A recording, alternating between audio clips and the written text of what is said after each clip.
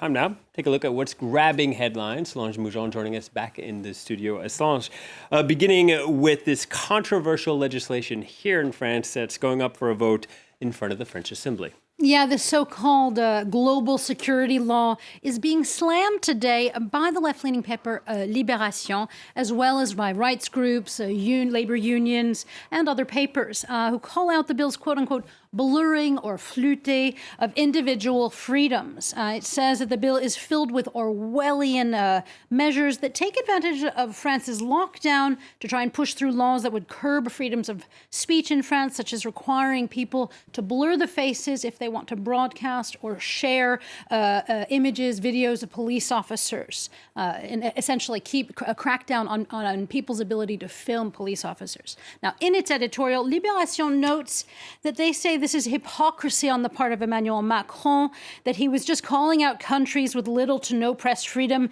in regard to their backlash over the publishing of cartoons of the Prophet Mohammed in France. They say that Macron is now trying to apply similar muzzles on France's own citizens. Now, Le Monde also treating this as one of its top stories. Yeah, on its front page, Le Monde's illustrator Plantu says that Macron's government is out of focus or confused in its desire to make sure the public cannot see clearly or find out about what French police officers are doing, i.e. if they're partaking in police brutality. Now, and despite assurances by the government that the right to information and journalists' work won't be impacted, dozens of major French newspapers and television stations, such as Le Monde, have signed an open letter denouncing what they call a shameful assault on not only press freedom, but also on the freedoms of individuals to remain informed. Meanwhile, the site Politico also did a portrait of the French President Emmanuel Macron, and it wasn't very flattering. Yeah, and the article sort of follows in this theme of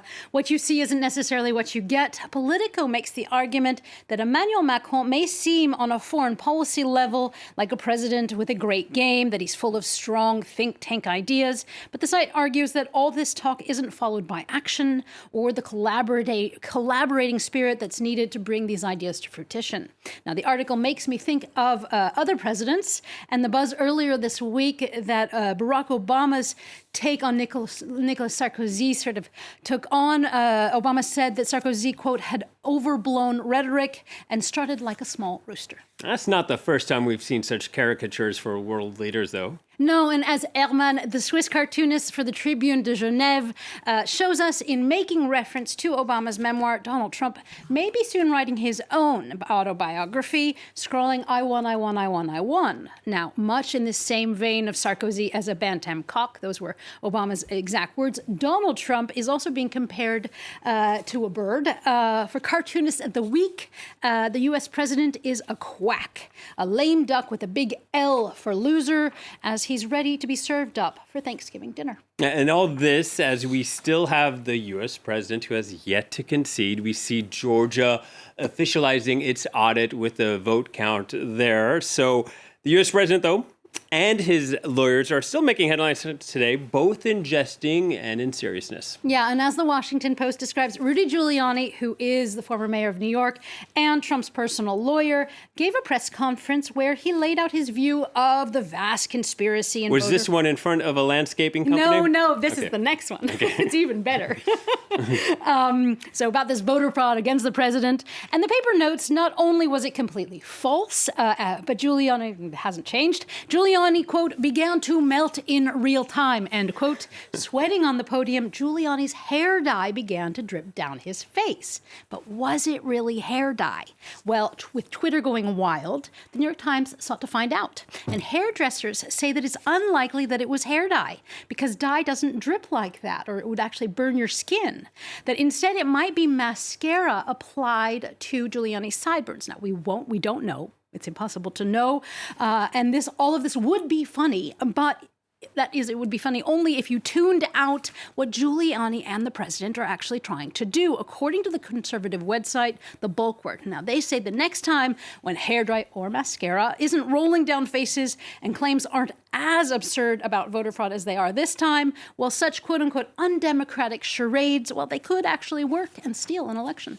Some stories you cannot makeup. No. Can you, Solange? All right. All right. Today is the United Nations World Children's Day, and to mark the occasion, ProPublica has released an alarming investigation into child labor in the United States. Yeah, some serious stuff here. The investigative site joined forces with the Spanish paper El País and with Mother Jones in publishing an article about how young immigrant teens, some aged as young as 14, are working in factories across the United States at night. During the day, they go to school, and then at night at factory plants, they use fake IDs to work and to pay debts to smugglers and to send money back home. And the site says that they found that authorities are not doing much about it. And so ProPublica says that this is a reminder that child labor is not just a problem in underdeveloped countries, but it's a problem worldwide. Yeah, indeed, and something that many Americans aren't even aware of occurring in their own backyard. Finally, Solange, you have some science news about saying farewell to one of astronomy's greats. Yes, and here I'm not talking about a person, but she has been dubbed the Science Queen. And if you look on Twitter, people may care about her just as much as they do individuals. The radio telescope Arecibo in Puerto Rico is going to be taken down, according to the New York Times. It was built in 1963 and became famous for its ability to look out into the cosmos and possibly make contacts with aliens. And it's also seen in movies like Contact or James Bond's GoldenEye. And so even if it did a really good job of tracking asteroids and planets, well, recent hurricanes, age, and lack in financing and funding, well, it's gotten the best of it. So farewell, Arecibo. Farewell, Arecibo. More than, 50 years of service? Almost 60, yeah. All right. Thank you very much, Solange. Solange taking us through the headlines. Time now for a quick break, and then we'll have more news coming up here on Live from Paris.